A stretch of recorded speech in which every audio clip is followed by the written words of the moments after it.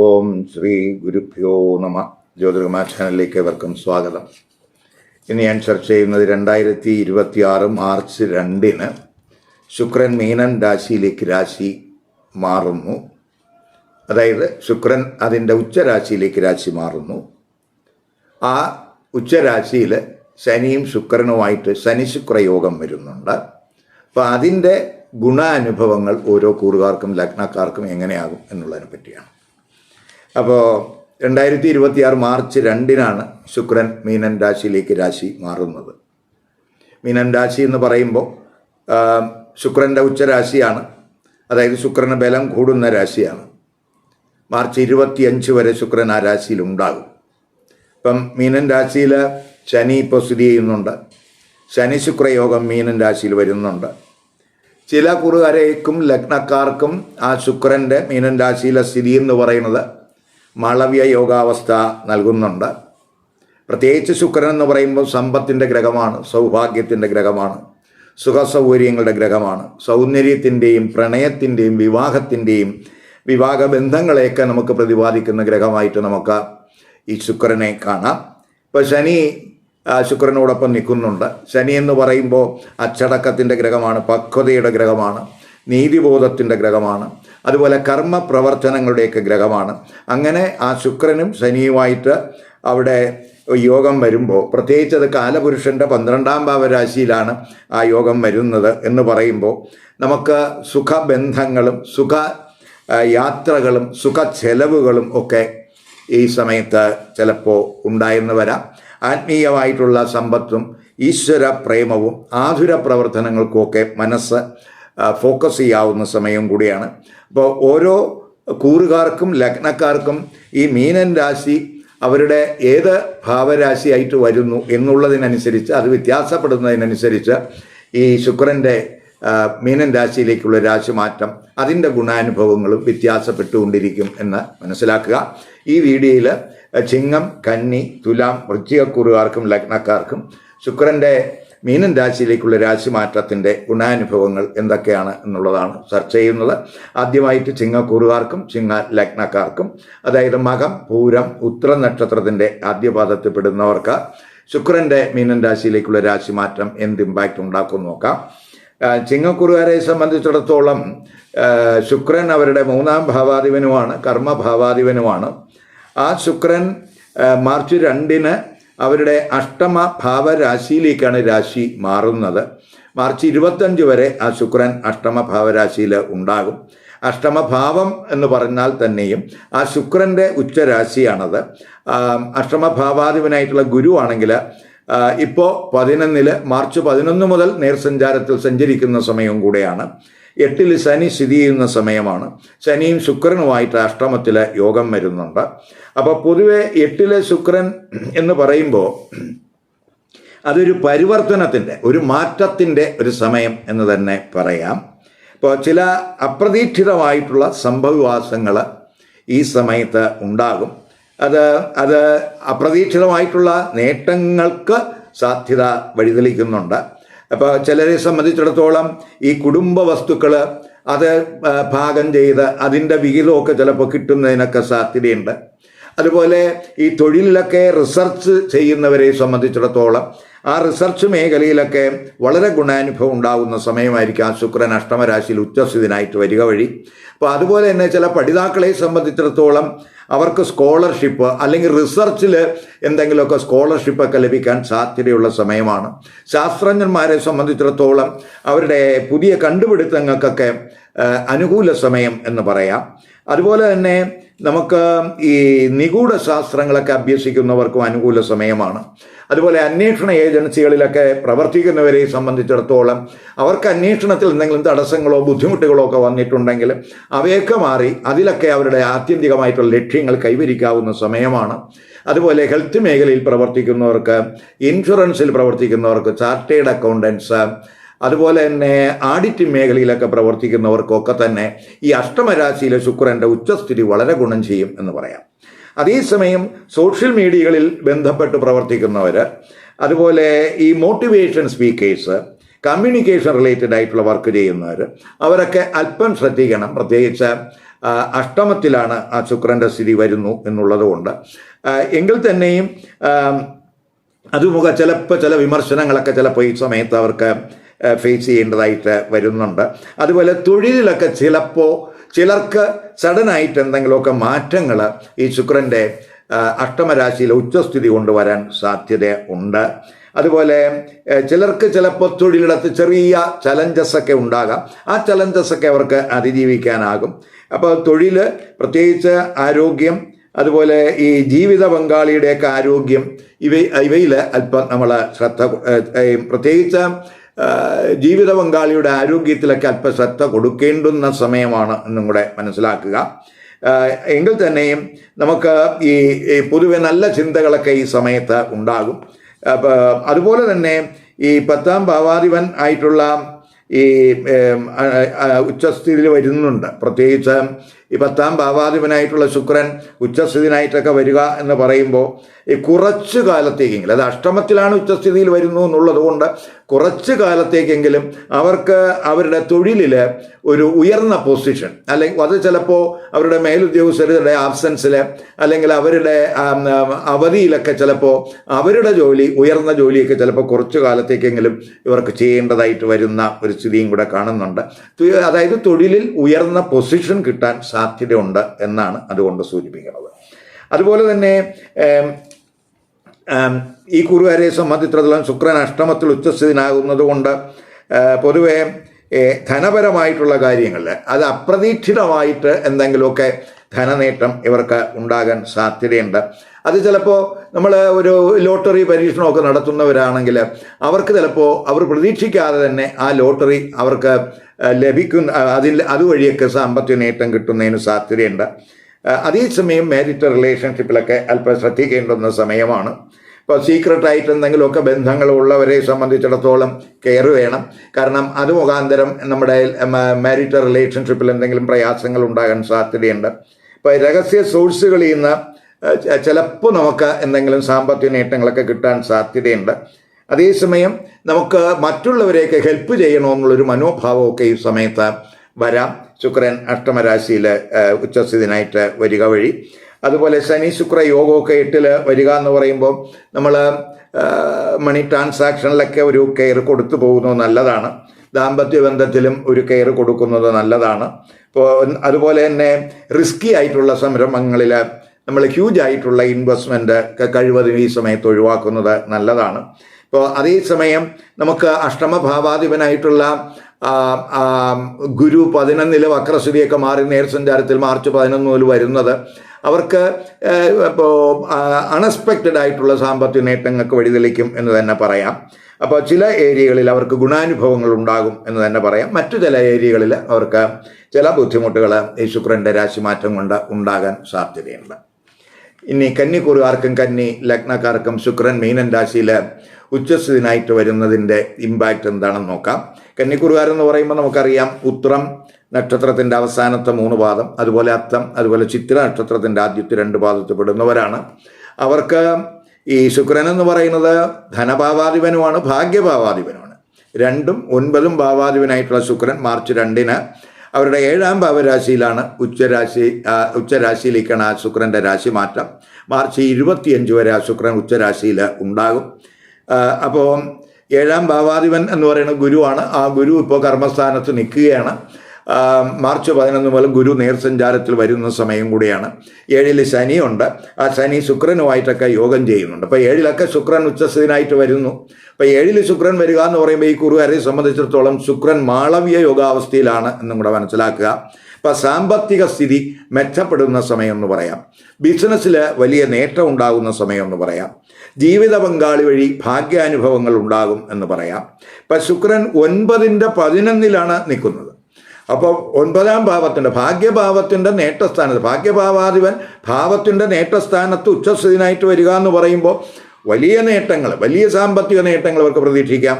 ഇപ്പോൾ ഉന്നത പഠനമൊക്കെ നടത്തുന്ന വിദ്യാർത്ഥികളെ സംബന്ധിച്ചിടത്തോളം ആ പഠനം വഴി അവർക്ക് നേട്ടങ്ങൾ ഉണ്ടാകാം.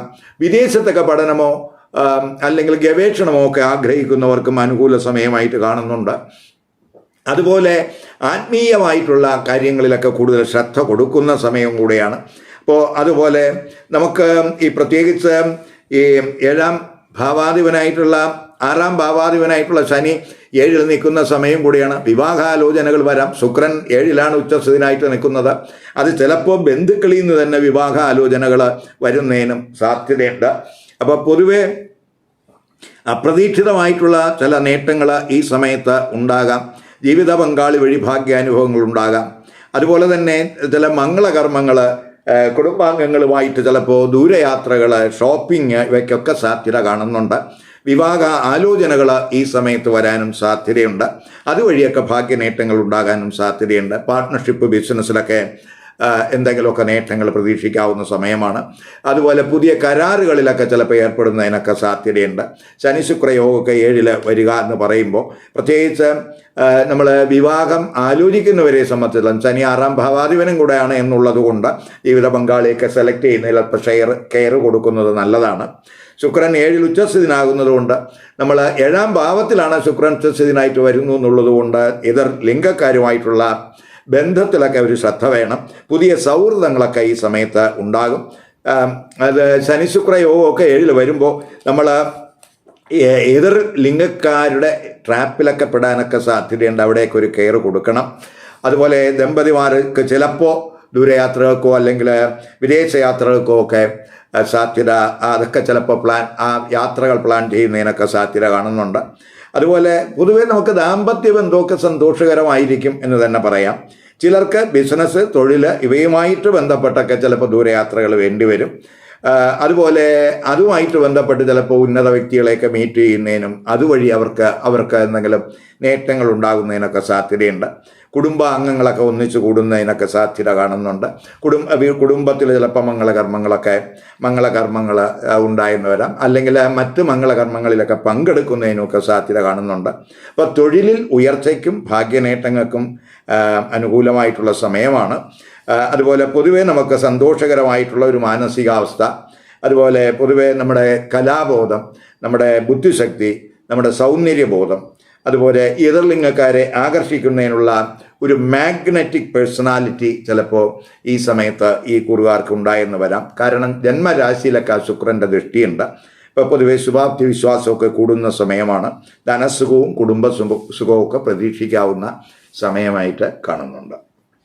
ഇനി തുലാക്കുറുകാർക്കും തുലാ ലഗ്നക്കാർക്കും ശുക്രൻ ഉച്ചരാശിയിലേക്ക് രാശി മാറുന്നത് എന്ത് ഗുണാനുഭവം ഉണ്ടാവും നോക്കാം. തുലാക്കുറുകാരെന്ന് പറയുമ്പോൾ ചിത്തിര നക്ഷത്രത്തിൻ്റെ അവസാനത്തെ 2 പാദം, ചോതി, അതുപോലെ വിശാഖ നക്ഷത്രത്തിൻ്റെ ആദ്യത്തെ 3 പാദത്തിൽ പെടുന്നവരാണ്.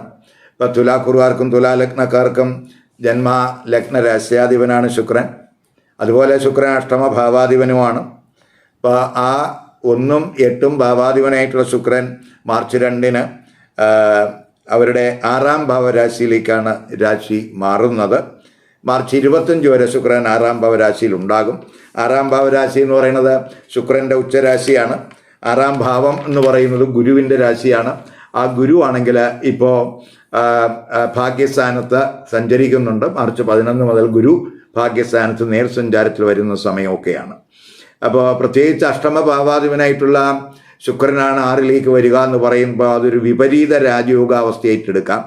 അപ്പോൾ ഈ കാലയളവിൽ പ്രത്യേകിച്ച് ഉച്ചരാശിയിൽ 6ാം ഈ അഷ്ടമ ഭാവാധിപൻ ഭാവത്തിൻ്റെ 11-ൽ ഉച്ചസ്ഥിതിനായിട്ട് വരിക എന്ന് പറയുമ്പോൾ അത് പൊതുവേ നമുക്ക് ഇപ്പോൾ 6ലൊക്കെ ഉച്ചസ്ഥിതി വരിക എന്ന് പറയുമ്പോൾ ശനിയുമായിട്ടൊക്കെ യോഗമൊക്കെ ആ ശുക്രന് വരുന്ന സമയമൊക്കെ ആയതുകൊണ്ട് പൊതുവേ നമുക്കൊരു കോമ്പറ്റേറ്റീവ് സ്പിരിറ്റൊക്കെ കൂടുന്ന സമയമാണ്.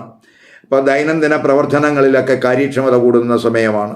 പരീക്ഷകളിലും ടെസ്റ്റിലും ഇൻ്റർവ്യൂകളിലൊക്കെ പങ്കെടുക്കുന്നവർക്കൊക്കെ വളരെ അനുകൂല സമയമാണ്. എന്ത് തടസ്സങ്ങളും ഓവർകം ചെയ്യാനുള്ള കഴിവുണ്ടാകും. വ്യവഹാരങ്ങളിൽ അനുകൂല വിജയം പ്രതീക്ഷിക്കാം. വായ്പകൾ കിട്ടുന്നതിനുള്ള തടസ്സങ്ങളൊക്കെ മാറും. കടം വീടുന്നതിനുള്ള മാർഗങ്ങൾ കണ്ടെത്തും. ചിലർക്ക് അപ്രതീക്ഷിത സോഴ്സുകളിൽ നിന്ന് സാമ്പത്തിക നേട്ടം കിട്ടാനും സാധ്യതയുള്ള സമയമാണ്. ഇൻഷുറൻസ് ക്ലെയിമൊക്കെ ഉള്ളവർക്ക് അത് സെറ്റിൽ ചെയ്യുന്നതിന് അനുകൂല സമയമാണ്. റിസർച്ച്, അതുപോലെ എൻക്വയറി ഫീൽഡിലൊക്കെ പ്രവർത്തിക്കുന്നവർ, ഓഡിറ്റിംഗ് അക്കൗണ്ടിംഗ് മേഖലയിൽ പ്രവർത്തിക്കുന്നവർക്ക്, ബാങ്കിങ് മേഖലയിൽ പ്രവർത്തിക്കുന്നവർക്ക്, ഇൻഷുറൻസ്, ജുഡീഷ്യറിയിലൊക്കെ പ്രവർത്തിക്കുന്നവർക്ക്, അതുപോലെ നിഗൂഢശാസ്ത്രം, അസ്ട്രോളജി പോലെയുള്ള നിഗൂഢശാസ്ത്രങ്ങൾ അഭ്യസിക്കുന്നവർക്ക് ഒക്കെ തന്നെ പൊതുവെ അനുകൂലമായിട്ടുള്ള ഒരു സ്ഥിതിയായിരിക്കും അഷ്ടമഭാവാധിപനായിട്ടുള്ള ശുക്രൻ 6 ഉച്ചസ്ഥിതനായിട്ട് വരിക വഴി ഉണ്ടാകുന്നത്. ശത്രുക്കളുടെയൊക്കെ ശല്യം കുറയും. ചിലർക്ക് അപ്രതീക്ഷിതമായിട്ടുള്ള സംഭവവാസങ്ങൾ ഈ സമയത്തുണ്ടായെന്ന് വരാം. അത് പൊതുവെ പോസിറ്റീവ് ആയിട്ടുള്ള ഇവൻസ് ആയാം കൂടുതൽ സാധ്യത. ആരോഗ്യ പ്രശ്നങ്ങൾ ഉള്ളവർക്ക് അതിൽ നിന്ന് ആശ്വാസം ഉണ്ടാകും.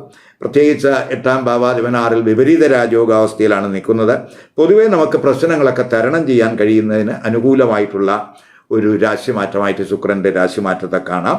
അപ്പോൾ നമ്മൾ വർക്കിലും സർവീസ് ഓറിയൻറ്റഡ് ആയിട്ടുള്ള പ്രവർത്തനങ്ങളിലൊക്കെ നമുക്ക് ഈ വോളണ്ടറി ആയിട്ടുള്ള ആക്ടിവിറ്റികളിലൊക്കെ തന്നെ നമുക്ക് അനുകൂല സമയമാണ്. ഇപ്പോൾ ചിലർക്ക് ശാരീരികമായിട്ട് ഈ ബോഡി ഫിറ്റ്നസ്സൊക്കെ നിലനിർത്തുന്നതിനൊക്കെ ഉള്ളൊരു ശ്രമമൊക്കെ ഉണ്ടാകും. അപ്പം ആരോഗ്യ പ്രശ്നങ്ങളുള്ളവർക്ക് എക്സസൈസിലൂടെയും യോഗ, പ്രാണായാമം അതുപോലെയുള്ള കാര്യങ്ങളിലൂടെയൊക്കെ ആരോഗ്യസ്ഥിതിയൊക്കെ വീണ്ടെടുക്കാൻ കഴിയുന്ന സമയമായിട്ടും കൂടെ കാണുന്നുണ്ട്. അതുപോലെ തന്നെ ഈ ശുക്രനും ശനിയൊക്കെ തന്നെ 12 ദൃഷ്ടി ചെയ്യുന്ന സമയം കൂടിയാണ്. അപ്പോൾ നമുക്ക് ദൂരയാത്രകൾ, ചിലർക്ക് വിദേശ യാത്രകൾക്കായിട്ടൊക്കെ ചിലപ്പോൾ പണം ചെലവ് ചെയ്യേണ്ടുന്ന ഒരു സ്ഥിതിയും കൂടെ കാണുന്നുണ്ട്. സുഖച്ചെലവ് കൂടാൻ സാധ്യതയുണ്ട്. ചാരിറ്റി പ്രവർത്തനങ്ങളിലൊക്കെ ചിലപ്പോൾ പങ്കാളിയാകാം.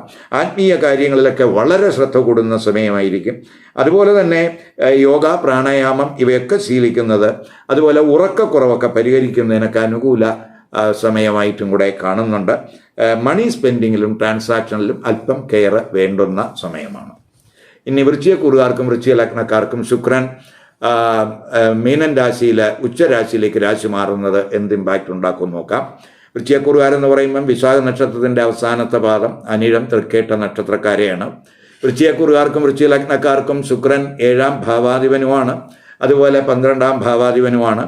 അപ്പം 7ഉം 12ഉം ഭാവാധിപനായിട്ടുള്ള ശുക്രൻ മാർച്ച് 2 അവരുടെ 5ാം ഭാവരാശിയിലേക്കാണ് ആ ശുക്രൻ രാശി മാറുന്നത്. മാർച്ച് 25 വരെ ശുക്രൻ 5ാം ഭാവരാശിയിൽ ഉണ്ടാകും. 5ാം ഭാവൻ ശുക്രൻ്റെ ഉച്ചരാശിയാണ്. 5ാം ഭാവാധിപനായിട്ടുള്ള ഗുരു ആണെങ്കിൽ ഇപ്പോൾ അഷ്ടമരാശിയിൽ നിൽക്കുകയാണ്. 11 മുതൽ അഷ്ടമത്തിൽ നിൽക്കുന്ന ഗുരു നേർസഞ്ചാരത്തിലും വരുന്നുണ്ട്. അപ്പോൾ പൊതുവേ നമുക്ക് 5ാം ഭാവരാശിയിൽ ശനിയുണ്ട്. ആ ശനിയും ശുക്രനുമായിട്ടുള്ള യോഗമാണ് 5ാം ഭാവരാശിയിൽ വരുന്നത്. അപ്പോൾ നമുക്ക് പ്രണയ ചിന്തകളുടെ സമയം എന്ന് പറയാം. ചിലർക്ക് പ്രണയ വിവാഹത്തിനും സാധ്യത കാണുന്നുണ്ട്. വിവാഹം ആലോചനകൾക്കും വിവാഹത്തിനുമൊക്കെ പൊതുവെ അനുകൂല സമയം എന്ന് തന്നെ പറയാം. പാർട്ട്ണർഷിപ്പ് ബിസിനസ്സുകാർക്കും അനുകൂല സമയമാണ്. കാരണം 7ാം ഭാവാധിപൻ ആ ഭാവത്തിൻ്റെ നേട്ടത്തിൻ്റെ സ്ഥാനത്താണ് ഉച്ചസ്ഥിതിയിൽ വരുന്നത്.